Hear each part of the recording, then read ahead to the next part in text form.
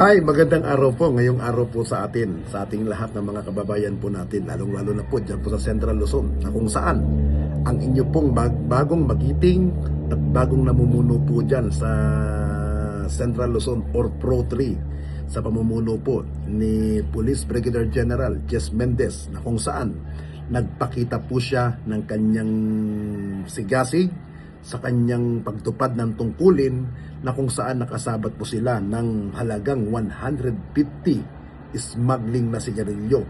Pagpapatunay po ito na ang ating gobyerno ay seryoso, wala po silang sinisino at sinasanto. Pag ikaw ay lumabag sa batas, ay tiyak na may kalalagyan ka.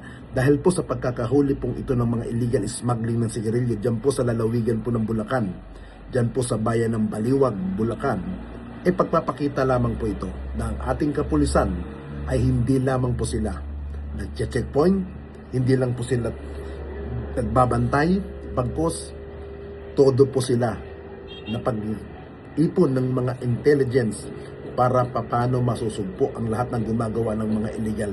Kaya po, kung meron po kayong may mga bagay po kayong nakikita na alam nyo hindi gagawa ng mabuti, habang maaga pa po, makipag-cooperate na po tayo sa kapulisan nang hindi po dumating ang panahon na isa sa maging biktima ang inyo sa mga mahal sa buhay. Again, congratulations po sa Philippine National Police, lalong-lalo na po dyan po sa Region 3 sa pamumuno po ni Police Brigadier General Jess Mendez. Noong umaga ng April 14, 2026, isang malaking dagok ang tumama sa mga sindikato ng smuggling sa bansa sa ilalim ng direktiba ni Police Director General Jose Melencio C. Nartates Jr.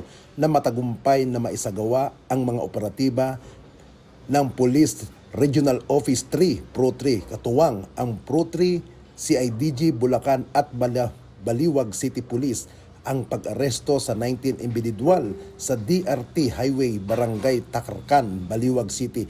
Ang operasyong ito ay nagresulta sa pagkakasamsam ng 150 milyong pisong halaga na smuggling ng sigarilyo at 6 na sasakyan ginamit sa illegal na distribusyon. We received information na last night na meron daw magbababa. Then may video na pinakita. Actually, minomonitor talaga natin yung lugar. No? Ito ako na mabilis yung naging action ng mga police natin. Nabuta natin sila dito na nagbababa ng kahon ng sigarilyo na ito, itatransfer dito sa mga panak.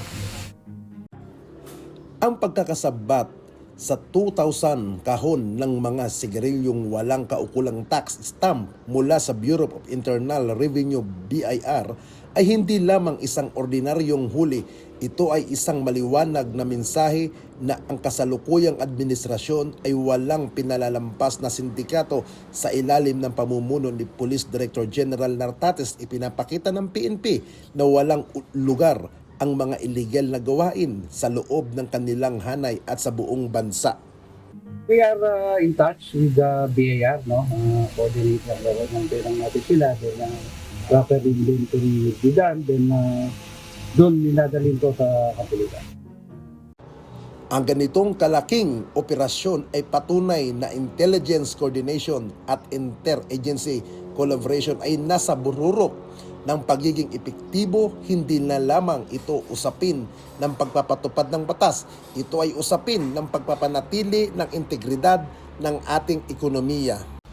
Sa bawat matagumpay na operasyon tulad nito, mas lalong tumitibay ang tiwala ng mamamayan sa kanilang kapulisan.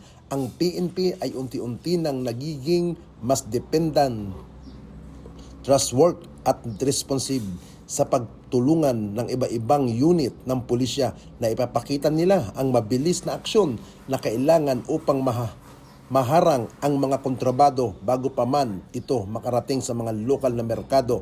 Ang pagiging productive ng kapulisan ay isang mahalagang sangkap upang masiguro na ang batas ay hindi lamang nakasulat sa papel, kundi aktual na nararamdaman ng mga nagtatangkang lumabag dito. Dapat nating intindihin na ang smuggling ay hindi lamang simpleng pag-iwas sa buwis. Ito ay isang anyo ng economic sabotage.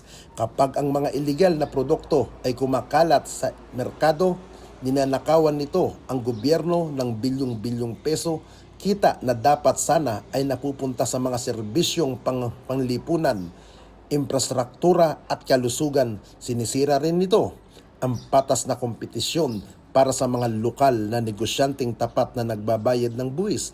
Ang 150 milyong peso na halaga ng sigarilyong nahuli ay malaking kawalan sa mga sindikato, ngunit malaking panalo para sa kaban ng bayan.